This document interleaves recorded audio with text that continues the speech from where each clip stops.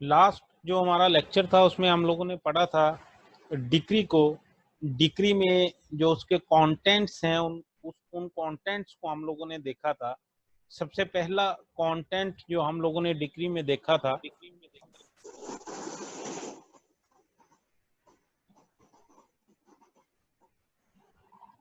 वो था formal expression.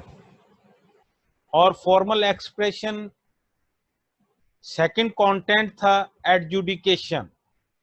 Third content था कोर्ट इसको एक्सप्रेस करती है और कंक्लूसिवली डिटरमिन करती है। फोर्थ है conclusive determination with regard to rights.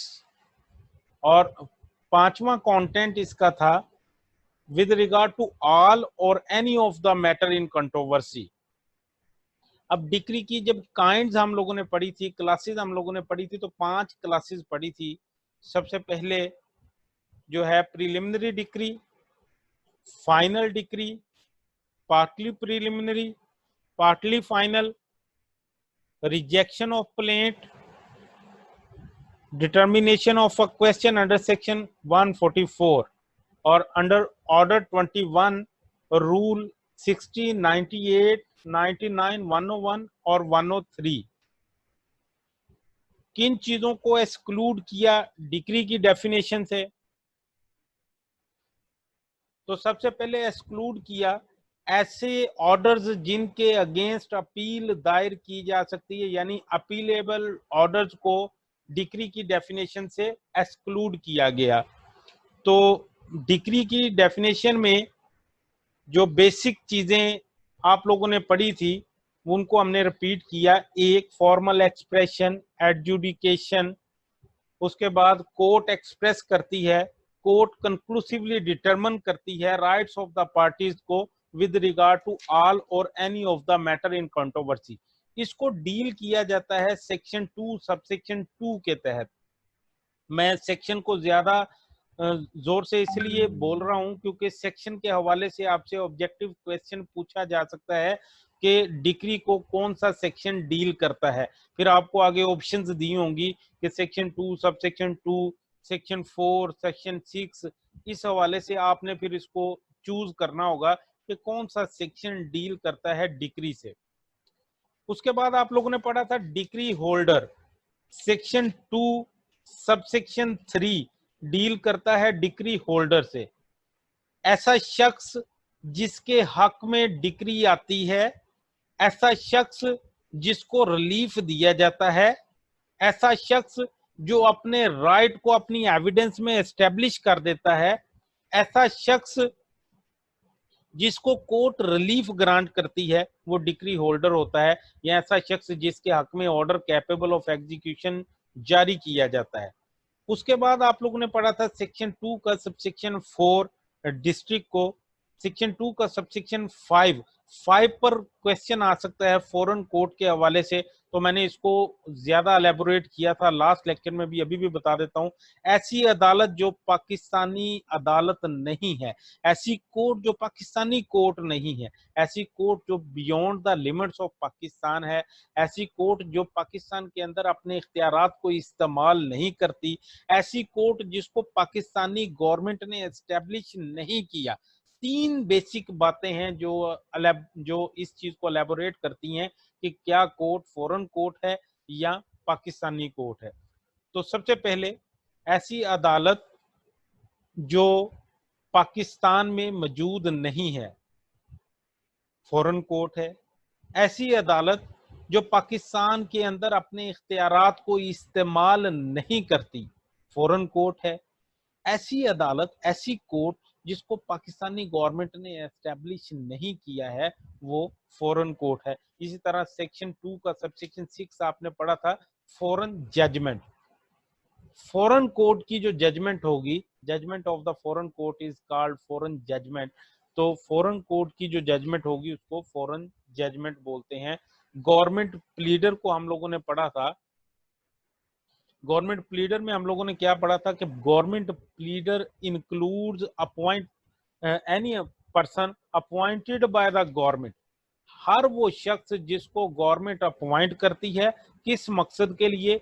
कि वो परफॉर्म करे सारे वो इख्तियारात, सारे वो फंक्शंस जो फंक्शंस परफॉर्म करने का सिविल प्रोसीजर कोड उसको कहती है, या हर वो शख्स जिसको गवर्नमेंट प्लीडर जो है वो अपने इख्तियारात देकर भेजता है, तो वो जो इख्तियारात वो इस्तेमाल करता है वो बाहसियत गवर्नमेंट प्लीडर इस्तेमाल करता है। उसके बाद आप लोगों ने पढ़ा था जज। तो अगर आप लोगों से क्वेश्चन आ जाता है presiding officer of the court civil court is, आगे छोड़ देते हैं तो आपके जहन में फौरन आना चाहिए कि सेक्शन 2 सब सेक्शन 8 के मुताबिक आपने जज को पढ़ा था।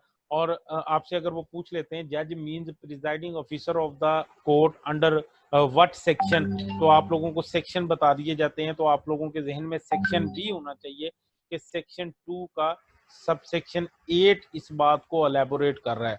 Judgement, judgement means statement given by a जज of the grounds of decree और ऑर्डर।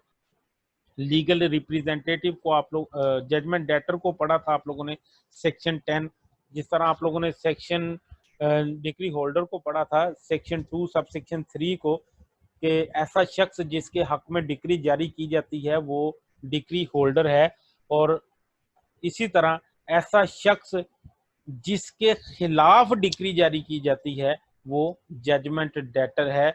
ऐसा शख्स जिसके खिलाफ ऑर्डर कैपेबल ऑफ एग्जीक्यूशन जारी किया जाता है वो जजमेंट डेटर है। लीगल रिप्रेजेंटेटिव को आप लोगों ने पढ़ा था कि लीगल रिप्रेजेंटेटिव कौन है?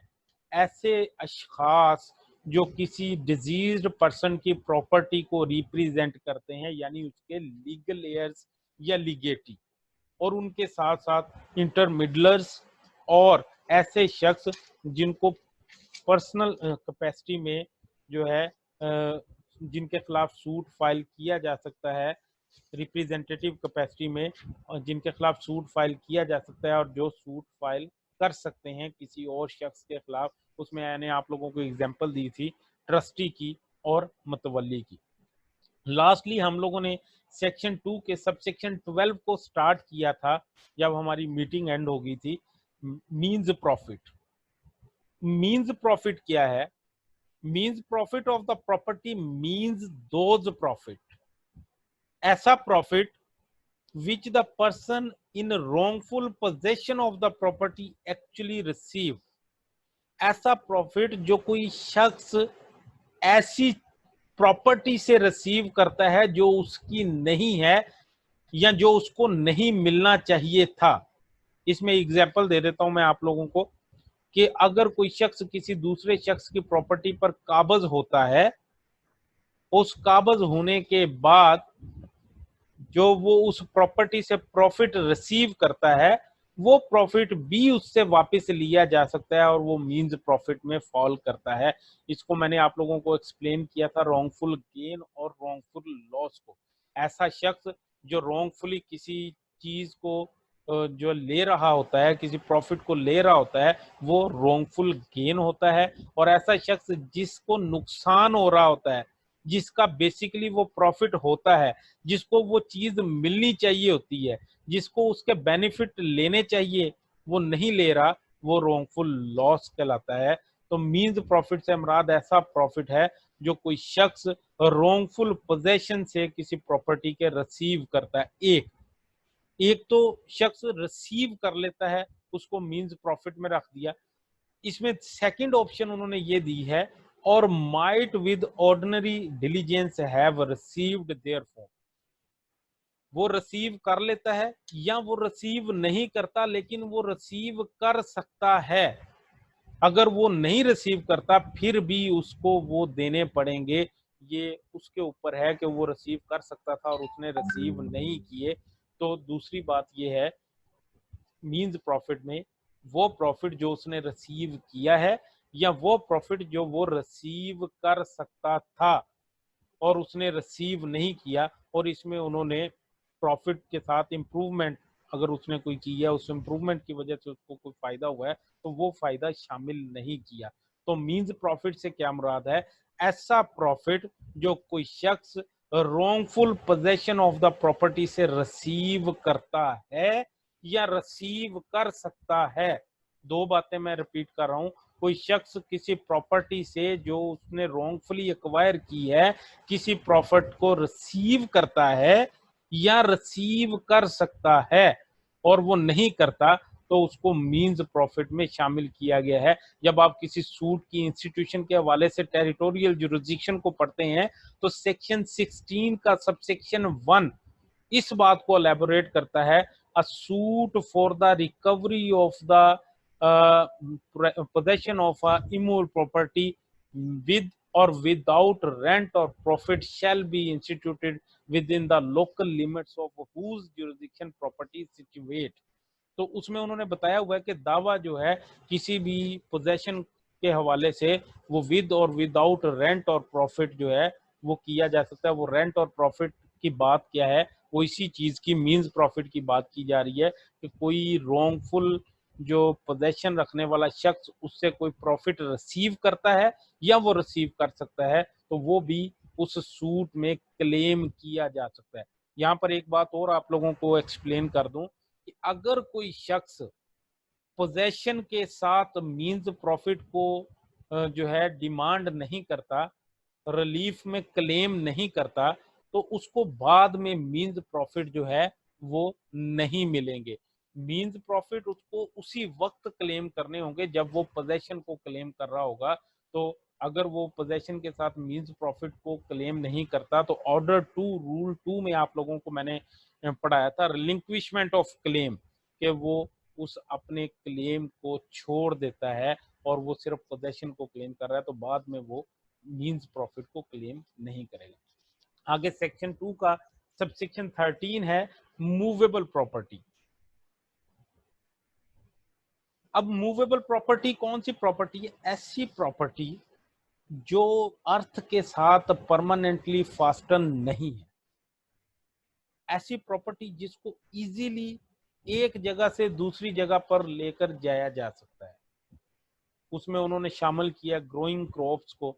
मूवेबल प्रॉपर्टी में कैटल्स हैं, मूवेबल प्रॉपर्टी में व्हीकल्स हैं, मूवेबल प्रॉपर्टी में हर वो चीज है जिसको एक जगह से दूसरी जगह पर लेकर आसानी से जाया जा सकता है और जो परमानेंटली अटैच्ड नहीं है अर्थ के साथ। तो ऐसी प्रॉपर्टी जो जमीन के साथ परमानेंटली अटैच्ड नहीं है वो मूवेबल प्रॉपर्टी है। उसके बाद section 2 subsection 13 elaborate subsection 14 elaborate करता है ऑर्डर को। ऑर्डर से क्या मुराद है? Order means formal expression of any decision of a civil court which is not a decree. ऐसी डिसीजन कोर्ट सिविल कोर्ट की जो डिक्री नहीं है वो ऑर्डर है। तो तीन जो है बहुत अहम है डेफिनेशन क्लास में, एक सेक्शन 2 का सबसेक्शन 2 डिक्री, एक सेक्शन 2 का सबसेक्शन 9 जजमेंट और एक सेक्शन 2 का सबसेक्शन 14 ऑर्डर। प्लीडर सेक्शन 2 का सबसेक्शन 15 डील करता है प्लीडर से। प्लीडर से क्या मुराद है? प्लीडर मीन्स एनी पर्सन, ऐसा शख्स इंटाइटल्ड टू अपीयर, जिसके पास इख्तियार है अपीयरेंस का, एंड प्लीड या किसी सूट को प्लीड करने का, फॉर एन अदर किसी और के लिए, इन कोर्ट अदालत में, एंड इंक्लूड्स। अब उस प्लीडर की डेफिनेशन में इंक्लूड किया गया है एडवोकेट्स को भी, वकील को भी, अटॉर्नी ऑफ हाई कोर्ट्स को भी। तो प्लीडर से क्या मुराद है? ऐसा शख्स जो इख्तियार रखता है, जो इंटाइटल्ड है किसी दूसरे शख्स के हवाले से कि वो कोर्ट में अपीयर हो और उसके मैटर को प्लीड करे। उसके बाद है public officer. Public officers means a person falling under any of the following description namely. कौन कौन से लोग पब्लिक ऑफिसर की डेफिनेशन में फॉल करते हैं? क्लास ए एवरी जज, जितने भी जजेस हैं वो पब्लिक ऑफिसर हैं। Class B every person in service of Pakistan, जितने भी लोग इन सर्विस ऑफ पाकिस्तान हैं वो पब्लिक ऑफिसर हैं। Class C every commissioned or gazetted officer in the military, naval or air force of Pakistan while in service of the state, जितने भी जो है ऑफिसर गजटेड ऑफिसर है मिलिट्री में, navy में या एयर फोर्स में और वो इन सर्विस हैं, ड्यूटी पे हैं, तो वो पब्लिक ऑफिसर हैं। D, every officer of the court, officer of the court की बात आई है, every officer of the court of justice whose duty it is to such officer to investigate और report on any matter of law or fact, or to make, authenticate or keep any document, or to take charge or dispose of the property, or to execute any judicial process, or to administer any oath, or to interpret or to preserve order in the court, or every person specially authorized by the court of justice to perform any such duties। ये इख्तियारात जो भी शख्स इस्तेमाल करेगा, officer जो भी officer of the court ये इख्तियारात इस्तेमाल करेगा वो पब्लिक ऑफिसर होगा।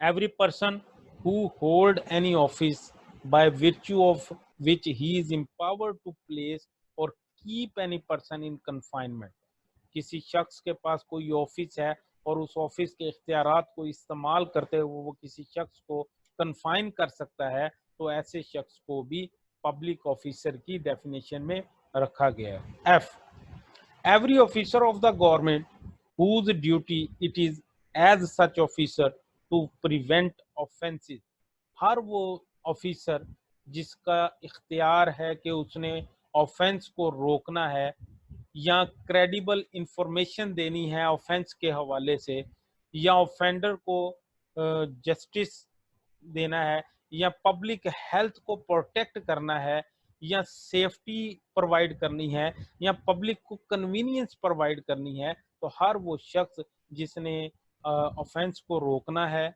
ऑफेंस की क्रेडिबल इंफॉर्मेशन देनी है, उसके बाद प्रोटेक्ट करना है पब्लिक को, उसके बाद पब्लिक हेल्थ को इंश्योर करना है, सेफ करना है पब्लिक को, कन्वीनियंस प्रोवाइड करनी है पब्लिक को, तो वो पब्लिक ऑफिसर की डेफिनेशन में फॉल करता है। G, every officer whose duty it is as such officer to take, receive, keep और expend any property on behalf of the government, हर वो ऑफिसर जो एज अ ऑफिसर किसी प्रॉपर्टी के पोजेशन को ले सकता है, अपने पास रख सकता है गवर्नमेंट के बिहाफ पर, और टू मेक एनी सर्वे, या वो किसी भी प्रॉपर्टी का सर्वे कर सकता है असेसमेंट करने के हवाले से, और एग्जीक्यूट एनी रेवेन्यू ऑफिसर, या कोई भी रेवेन्यू ऑफिसर जो है अपने इख्तियारात को इस्तेमाल करता है किसी चीज़ को इन्वेस्टिगेट करने के हवाले से, किसी रिपोर्ट को मुरतब करने के हवाले से, तो वो पब्लिक ऑफिसर की डेफिनेशन में फॉल करता है। इसमें एच है, every officer in the service, हर वो ऑफिसर जो पाकिस्तानी सर्विस में है, पे ऑफ द गवर्नमेंट और रेम्यूनरेटेड बाय द फी और commission of the performance of any public duty, और उसको पैसे पे किए जाते हैं उसकी पब्लिक ड्यूटी को परफॉर्म करने के हवाले से, तो वो पब्लिक ऑफिसर है। सबऑर्डिनेशन है subsection 3, for the purpose of this court the district court is subordinate to high court. आप लोगों ने हाई कोर्ट का विजिट किया था तो वहां पर भी आप लोगों ने देखा था कि हाई कोर्ट मतहत है सुप्रीम कोर्ट की, इसी तरह हाई कोर्ट की मतहत है डिस्ट्रिक्ट कोर्ट, और इसी तरह डिस्ट्रिक्ट कोर्ट की मतहत हैं सिविल कोर्ट्स। तो यहाँ पर आप सब सेक्शन 3 में पढ़ते हैं, for the purpose of this code, इस कानून के तहत district court is subordinate to high court, district court subordinate है हाई कोर्ट की, और हर सिविल कोर्ट वो सबऑर्डिनेट है डिस्ट्रिक्ट कोर्ट की। तो इसमें मैंने आपको जो इख्तियारात हैं वो भी पढ़ाए थे कि किस कोर्ट के पास कितनी मालियत के इख्तियारात हैं। तो सिविल जज फर्स्ट क्लास के पास अनलिमिटेड हैं, सिविल कोर्ट सेकंड क्लास के पास 5 मिलियन के हैं, यानी 50 लाख के, और सिविल जज थर्ड क्लास के पास 1 मिलियन के इख्तियार हैं किसी मैटर को एडजुडिकेट करने के हवाले से, किसी मैटर को सुनने के हवाले से। तो 10 लाख के इख्तियारत हैं। आप लोगों से ऑब्जेक्टिव क्वेश्चन पूछा जा सकता है सिविल कोर्ट की पीक्यूनरी जुरिडिक्शन के हवाले से। तो ये पीक्यूनरी जुरिडिक्शन में आपसे वो पूछ सकते हैं कि सिविल जज फर्स्ट क्लास के पास कितनी मालियत का सूट सुनने का इख्तियार है। तो आप लोगों को फौरन मेंशन करना है कि सिविल जज फर्स्ट क्लास अनलिमिटेड इख्तियार है उसके पास किसी मैटर को सुनने का। इसी तरह अगर आपसे पूछ लिया जाता है सिविल कोर्ट या सिविल जज सेकंड क्लास के पास कितनी मालियत का सूट जो है वो सुन सकता है, उसके पास कितनी मालियत के सूट को सुनने का इख्तियार है, तो आपके पास 5 मिलियन यानी कि 50 लाख। और इसी तरह सिविल जज थर्ड क्लास आपके पास होना चाहिए कि वो 10 लाख तक यानी 1 मिलियन तक मैटर को सुन सकता है। बड़ा अहम क्वेश्चन है, सेक्शन 9 से डील करता है सिविल कोर्ट का कि जुरिडिक्शन ऑफ सिविल कोर्ट के हवाले से, civil court to try all suits of a civil nature unless express और इम्प्लाइडली बार्ड। मैंने आप लोगों को पढ़ाया था, यहाँ पर वर्ड इस्तेमाल हुआ है द कोर्ट। कोर्ट आप पढ़ रहे हैं the code of civil procedure को, तो यहाँ पर किन कोर्ट्स का जिक्र किया गया है? यहाँ पर सिविल कोर्ट्स का जिक्र किया गया है, यानी civil court first class, civil court second class, civil court third class. Civil court shall, word shall का इस्तेमाल हुआ है, तो इसका मतलब है ये लाजम है सिविल कोर्ट पर, शेल हैव जुरिडिक्शन। मैं एक पोर्शन छोड़ रहा हूँ, subject to the provision herein contained, इसको मैं लास्ट में एलेबोरेट करता हूँ। Civil court shall have jurisdiction. अब जुरिडिक्शन के हवाले से भी हम लोगों ने पढ़ा था कि जुरिडिक्शन कितने किस्म की होती है। पिक्यूनरी जुरिडिक्शन होती है, दूसरे नंबर पे टेरिटोरियल जुरिडिक्शन होती है, डिस्क्रिशनरी जुरिडिक्शन होती है, ऑर्डिनरी जुरिडिक्शन होती है, और एपिलेट जुरिडिक्शन होती है। तो सिविल कोर्ट के पास जुरिडिक्शन है टू ट्राई, कि वो ट्राई कर सकते हैं यानी एडजुडिकेट कर सकते हैं, यानी कि मैटर को सुन सकते हैं, यानी कि पब्लिक जस्टिस कर सकते हैं। Suits of a civil nature, कौन से मैटर्स को वो सुन सकते हैं? यहाँ पर क्लियर कट बताया गया है कि वो हर वो मैटर जो सिविल नेचर का है, यानी कि जो राइट से रिलेट करता है, तो हर वो मैटर जो सिविल नेचर का है वो उसको एडजुडिकेट कर सकते हैं, एक्सेप्ट सिवाय उन मैटर्स के ऑफ विच देयर कॉग्निजेंस, जिनकी समात को एक्सप्रेसली और इम्प्लाइडली मना किया गया। तो वो भी हम लोगों ने पढ़ा था कि किन मैटर्स को एक्सप्रेसली और इम्प्लाइडली मना किया गया है, किन मैटर्स को सिविल कोर्ट नहीं सुन सकते। यहाँ पर वर्ड यूज हुआ था subject to the provision herein contained. 3 तरह की आप लोगों ने इधर बार पढ़नी है, 3 तरह की जो है आपने पढ़नी है चीजें जिनको रोका गया है। एक है एब्सोल्यूट बार, यानी कि सिविल प्रोसीजर कोड के अंदर अगर किसी सिविल कोर्ट को मैटर को एडजुडिकेट करने से रोका गया है, वो है एब्सोल्यूट बार, जो कि आप सेक्शन 11 में पढ़ते हैं। आप लोगों ने रेस जुडिकाटा में पढ़ा कि अगर कोई मैटर कोई कंपिटेंट कोर्ट फाइनली हेयर करने के बाद डिसाइड कर देती है, फाइनली डिसाइड कर देती है, तो वो मैटर दोबारा दायर नहीं किया जा सकता। और अगर वो मैटर दोबारा दायर किया जाएगा तो सिविल कोर्ट के पास उसको दोबारा सुनने का इख्तियार नहीं है। ये है एब्सोल्यूट बार। सिविल कोर्ट उस मैटर को रिजेक्ट कर देगी इसी बेस पर कि वो रेस जुडिकाटा में फॉल करता है। ये basically res judicata Latin maxim पर बेस करता है। मैंने आप लोगों को पढ़ाई थी कि it is in the interest of the state that all litigation should come to an end, interest रिपब्लिका एस्ट सिट फिनिस लीटम। तो आप लोगों को मैंने बताया था कि स्टेट के इंटरेस्ट में है ये बात, रियासत के इंटरेस्ट में है ये बात कि जो भी लिटिगेशन स्टार्ट होती है उसका एंड होना चाहिए, उसकी कंक्लूसिव डिटर्मिनेशन होनी चाहिए, ताकि पार्टीज जो हैं वो दोबारा उस पर जो है डिस्प्यूट राइज ना करें। तो अगर एक मैटर को ऑलरेडी सुनने के बाद कॉम्पिटेंट कोर्ट ने सेम पार्टीज के दरमियान सेम काज ऑफ एक्शन पर डिसाइड कर दिया है तो दोबारा उसको नहीं सुना जाएगा। ये है एब्सोल्यूट बार। इसी तरह सेक्शन 12 सब सेक्शन 2 ये भी एब्सोल्यूट बार में फॉल करता है, जिसमें आप लोगों ने पढ़ा कि अगर कोई शख्स अपने आप को एग्रीव्ड समझता है, अगर कोई शख्स अपने आप को एग्रीव्ड समझता है कि उस किस वजह से कि उसके खिलाफ डिक्री, ऑर्डर और जजमेंट फ्रॉड की वजह से, मिसरिप्रेजेंटेशन की वजह से या वांट ऑफ जुरिसडिक्शन की वजह से दी गई है, तो अगर इन तीन वजूहात की बिना पर अगर वो शख्स अपने आप को एग्रीव्ड समझता है तो वो दोबारा से फ्रेश सूट दायर नहीं करेगा, बल्कि वो अपनी उस काज को उसी कोर्ट में थ्रू एप्लीकेशन जो है वो चैलेंज करेगा कि मेरे खिलाफ ये जो डिक्री जारी की गई है ये फ्रॉड के जरिए जारी की गई है, मेरे खिलाफ ये जो डिक्री जारी की गई है ये कलूजन के जरिए जारी की गई है, मेरे खिलाफ ये जो डिक्री जारी की गई है इस अदालत के पास इख्तियार नहीं था इस मैटर को सुनने का, इसके बावजूद भी इसने इस मैटर को सुना है और मेरे खिलाफ डिक्री जारी की है, तो वो अलग से सूट फाइल नहीं करेगा बल्कि वो एप्लीकेशन देगा सेम कोर्ट को। ये एब्सोल्यूट बार है। इसी तरह सेक्शन 47 वो भी एब्सोल्यूट बार है, जिसमें आप लोगों ने पढ़ा question to be determined by the court executing decree. अगर कोई ऐसे क्वेश्चन हैं जो एग्जीक्यूटिंग कोर्ट डिटरमाइन करती है तो उसके लिए सेपरेट सूट फाइल नहीं करना पड़ेगा बल्कि एग्जीक्यूटिंग कोर्ट उनको डिटरमाइन करेगी। और वो कौन से क्वेश्चन होंगे?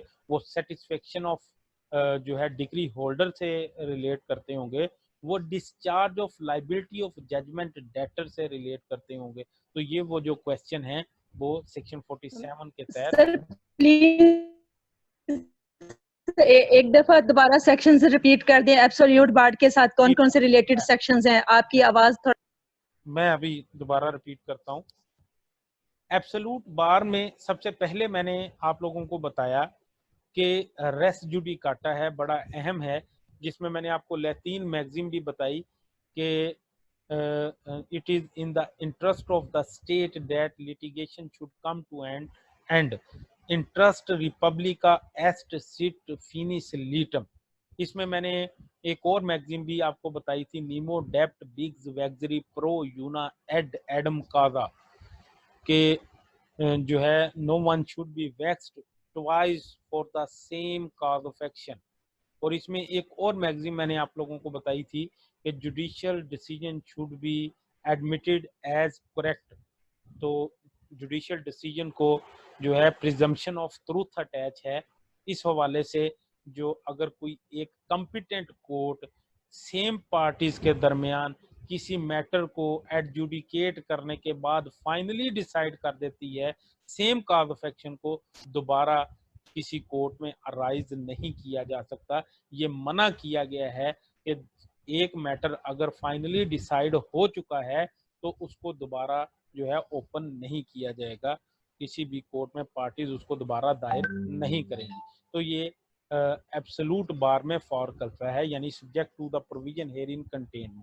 इसी तरह मैंने आप लोगों को बताया सेक्शन 12 का सबसेक्शन 2 कि अगर कोई शख्स अपने आप को एग्रीव्ड समझता है कि उसके खिलाफ डिक्री जो है वो जारी की गई है through fraud, through misrepresentation, through want of jurisdiction, तो ऐसे में वो शख्स उस फ्रॉड, मिसरिप्रेजेंटेशन और वांट ऑफ जुरिसडिक्शन की वजह से जारी शुदा डिक्री को सेपरेट सूट में चैलेंज नहीं करेगा, बल्कि जिस अदालत में वो डिक्री जारी की है उस अदालत में वो उस फ्रॉड, कलूजन, मिसरिप्रेजेंटेशन और वांट ऑफ जुरिसडिक्शन का मौकफ इख्तियार करके सेक्शन 12 सब सेक्शन 2 के मुताबिक एप्लीकेशन फाइल करेगा और section 12 sub section 2 separate suit को बार करता है। ये भी एब्सोल्यूट बार में आता है।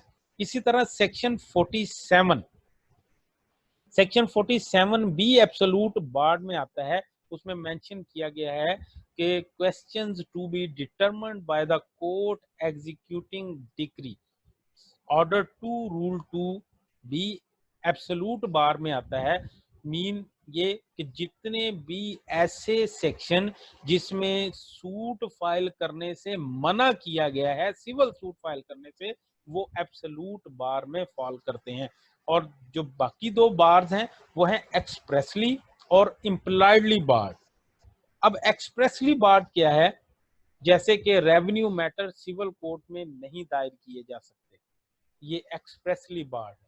जैसे कि फैमिली मैटर्स सिविल कोर्ट में दायर नहीं किए जा सकते, ये एक्सप्रेसली बार्ड है। जैसे कि क्रिमिनल मैटर्स सिविल कोर्ट में दायर नहीं किए जा सकते, ये एक्सप्रेसली बार्ड है। जैसे कि किसी भी ट्राइब्यूनल्स के, रेंट ट्राइब्यूनल है, लेबर कोर्ट्स है, प्राइस कंट्रोल कोर्ट्स हैं, ये जितनी भी कोर्ट्स हैं उनके मैटर्स को सिविल कोर्ट में दायर नहीं किया जा सकता, ये एक्सप्रेस बार हैं। और इसी तरह suits against the government civil court नहीं सुन सकती, ये एम्प्लॉयड बार्स हैं। तो सिविल कोर्ट के पास जुरिसडिक्शन है stay of suit. No court shall proceed with the trial of any suit in which matter in issue is also directly or substantially in issue in the previously instituted suit between the same parties and parties under whom they or any one of them claim litigation under the same title। अगर parties के दरमियान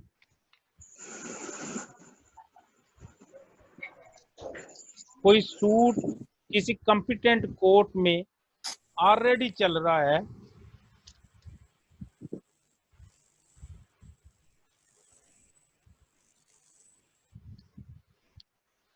और उस court के पास इख्तियार है उस suit को सुनने का और डिसाइड करने का, और वही पार्टीज में से कोई एक पार्टी अलग से एक नया दावा दायर कर देती है, तो जिस कोर्ट में वो अलग से नया दावा दायर किया जाएगा वो कोर्ट उसके ट्रायल को स्टे कर देगी, रोक देगी, जब तक के जो पहले से दायर शुदा दावा है उसमें डिसीजन नहीं आ जाती। तो रेस्ट सब जुडिस है, स्टे ऑफ सूट है, सेक्शन 10 इससे डील करता है। लेकिन इसमें एक खास बात जो आपसे पूछी जा सकती है पॉइंट जो है ऑब्जेक्टिव पॉइंट ऑफ व्यू से, एक्सप्लेनेशन के हवाले से, the pendency of a suit in foreign court does not preclude the courts in Pakistan from trying a suit founded on the same cause of action।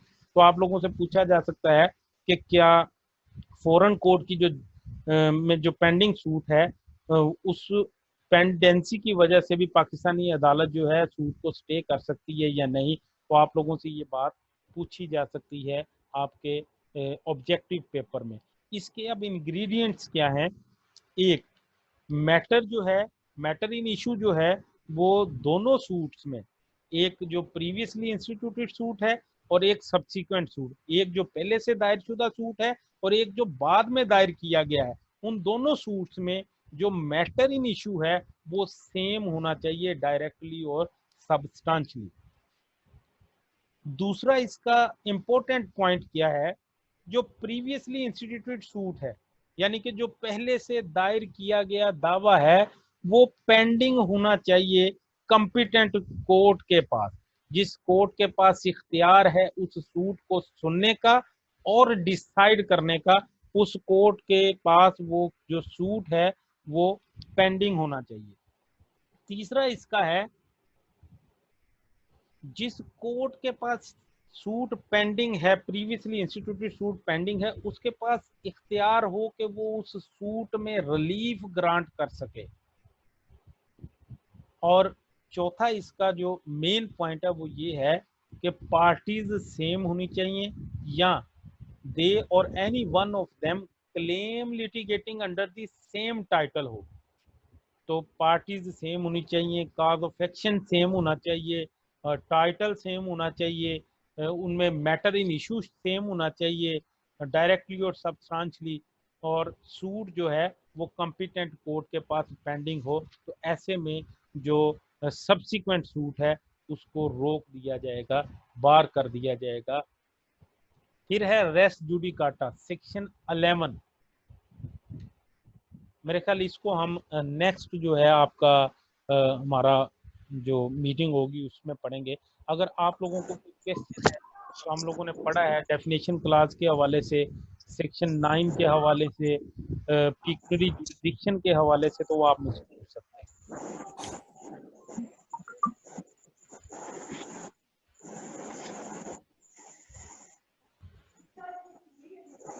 आप में से अगर किसी को कोई क्वेश्चन पूछना है तो आप मेरे सर प्लीज ये थोड़ा सा वजाहत करते कि मैटर डायरेक्टली इन इशू और सब्सटेंशियली इन इशू, ये सर थोड़ा सा क्लियर कर दीजिए। जी हाँ, मैं बिल्कुल एक्सप्लेन करता हूँ इनको, बल्कि क्लास में भी मैंने आप लोगों को इस हवाले से यस कर किया था। था, लेकिन मैं दोबारा डिफाइन कर देता हूँ। आप जब रेस जुडिकाटा की एक्सप्लेनेशन 3 पढ़ेंगे, अगर कोई पार्टी मैटर को अलेज करती है और दूसरी पार्टी उसको डिनाई करती है, या अगर कोई पार्टी किसी मैटर को अलेज कर सकती है और वो अलेज नहीं करती, तो ऐसे मैटर को डायरेक्टली इन इश्यू कहा जाता है। दोबारा रिपीट कर रहा हूं, अगर कोई पार्टी किसी मैटर को अलेज कर सकती है और दूसरी पार्टी डिनाई कर सकती है, तो वो डायरेक्टली इन इश्यू है। इसी तरह अगर कोई मैटर अलेज किया जा सकता है और डिनाई किया जा सकता है, लेकिन पार्टी अलेज और डिनाई नहीं करती, वो भी मैटर डायरेक्टली इन इश्यू है। लेकिन अगर कोई मैटर ऐसी अहमियत रखता है जिसके बगैर कोर्ट का डिसीजन नहीं हो सकता,